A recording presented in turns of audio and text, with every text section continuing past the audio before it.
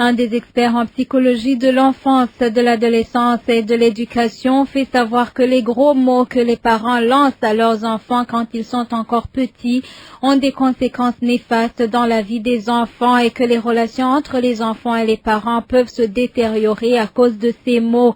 Justin Mugisha, expert en psychologie de l'enfance, de l'adolescence et de l'éducation, indique que parmi les conséquences de ces mots figure la perte de l'estime de soi chez les enfants.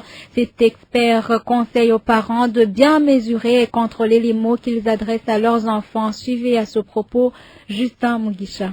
Il arrive que les parents adressent aux enfants de mauvaises paroles, qui sont des vauriens, qui n'ont pas d'avenir, etc.